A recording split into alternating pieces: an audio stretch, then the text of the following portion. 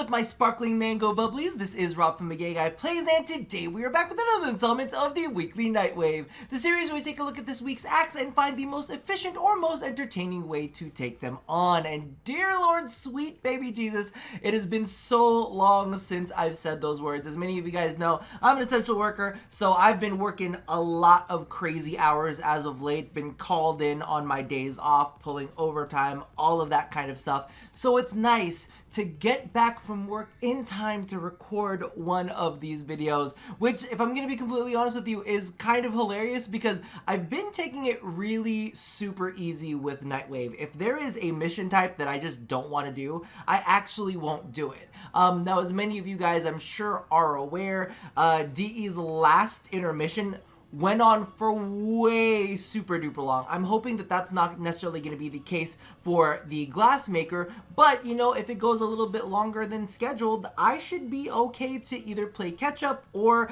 just to do what appeals to me. Now, speaking of what appeals to me, let's take a look at this week's task. Oh, in addition, there is no Warframe of the Week. The only person that I've really been using is Miss Tatiana Prime. But we do have a weekly watch list because I've been doing a lot of that. So let's kick things off with Attractive. Kill 150 enemies with magnetic damage. Now, in my head, I know that you can probably do this with mag just on a low level mission. But what are your favorite magnetic-based weapons? Because I don't think I'm going to try to go out of my way. Maybe the Batacore. Batacore is pretty good. Moving on, we have Sidearm. Complete a mission with only a secondary melee weapon equipped. What is your iconic secondary weapon? I'll probably be doing that with the Lado Prime just for shits and giggles. We have Eximus Eliminator, or the Gaze. Because it's been a while since we whipped out the Gaze. We must weaponize and mobilize the Gaze. Eximus Eliminator, kill 30 Eximus, easy peasy. Good Friend, help Clem with his weekly mission. Invader, complete 9 invasion missions of any type. This one is always like a drag to me. I know that we can get them done pretty quick if we're just doing like the 4-hit assassinations. That's the fastest way I've found to do them, at least. Or like, I don't know, do they have a capture maybe? Sometimes they have a capture. So you can knock those out pretty quick, but I'm still not fond of having to do 9 missions for 4,500 points. Bleh. Next up, we have Sanctuary Researcher. Complete 5 scans for Cephalon Samaris. Definitely pick this up ASAP because it can overlap with the rest of your mission types depending on the type of enemy you're trying to take on. Next up, we have Test Subject. Complete 8 zones of Sanctuary Onslaught. There's still a part of me that's like really scarred from chasing down Fire Feet. Now, I know they did recently move it into Arbitrations and I believe in Railjack, which for a part of me was like, yo, too little too late. I spent way too many rounds trying to get those Fire Feet. I got them, but still, it hurt my soul. Next up, we have Machine Interference. This is actually one of the new ones. Complete a spy mission with 3 manual console hacks and no alarms. Easy peasy. I'll be whipping out Loki. And I don't know about the rest of you guys, but have you kitted out your Parazon all the way? Because that's one thing that I've definitely have failed to do. I haven't looked into too many of the Parazon mods because I really just could not be fucking bothered. I'll either use a cipher or just manually hack it myself. But clearly this is going to require you to do a manual hack. Next up, we have Profit Taker, which is kill Profit Taker. Easy peasy. Now, the only ones that I've really been avoiding, because I'll be honest with you, I just have been avoiding specific Nightwave missions. Like, I do not want to do Venus bounties. I don't want to do Ostron bounties. I don't give a shit about any of the missions out there. And I will not do the... What is the one where you have to track the animals? That is just like, ugh, that just makes me cringe. Never want to do those. I mean, I'm happy to mine. I'm happy to fish. But those ones, I'm just like, no, thank you. Not interested in that at all. Now, as for the whole Glassmaker thing, this one was actually really, really interesting, but kind of like frustrating, mainly because of the fact that I keep messing up on the quiz. The first time I thought that, you know, when you jump from pad to pad, it would actually go ahead and give you like a refresh your timer as you go from pad to pad. Nope. It just goes, and I messed up a couple times because one time I thought that legitimately the clue was right, but my timer went out, so I gotta go back in and farm more of that cephalite, I guess we're calling it. Now, let me go ahead and just toss up a little bit of Miss Tatiana while we go ahead and jump into the weekly watch list. Oh my god. So HBO Max came out and literally I've just been watching everything.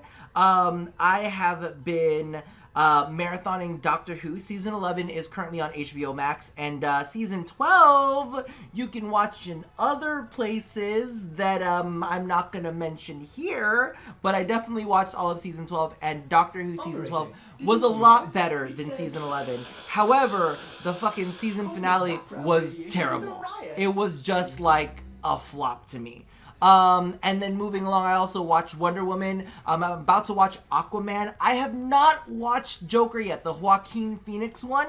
Have not seen that one, so I'm definitely going to be taking a look at that. And they've got all of the Harry Potter series on there, so I'm thinking like one of these weekends while I'm like cleaning or doing something, I'll just leave it running in the background. That'll definitely be fun to have. And then when it comes to Netflix, if you guys have not watched The Lovebirds, is it called The Lovebirds? Yes. Oh my god, watch The Lovebirds. It's kind of like if you watched Date Night before.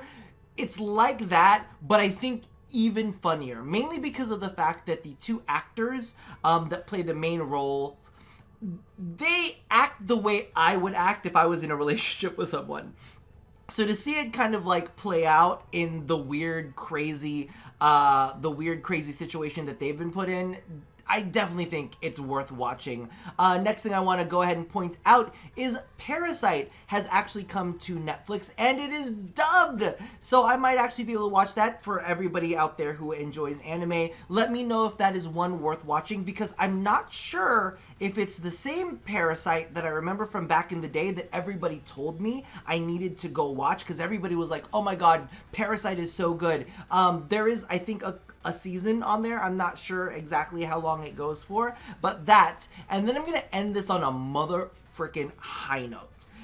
Kung Fu Hustle. I don't know how long that's been on Netflix. If it was on, then it went away, then it came back, but it popped up again. And if you have not watched Kung Fu Hustle, it's like, oh my, it's the type of cinema I just fucking love with all of my life. There's really good action sequences in there. It's super duper funny. It's kind of ridiculous, but it will just, I don't know, it will leave you in stitches and put a smile on your face. And with everything going on currently in the world, I think that we all need maybe a little bit of light and levity, not to take away from the bigger issues that are out there, because y'all know, like, I'm a social justice berserker. We're like, we've moved past the warrior level. I'm like in pure berserker form, you know, when they go untouchable and like you can't hit them but they still throwing axes and shit. That's me. I'm a social justice berserker.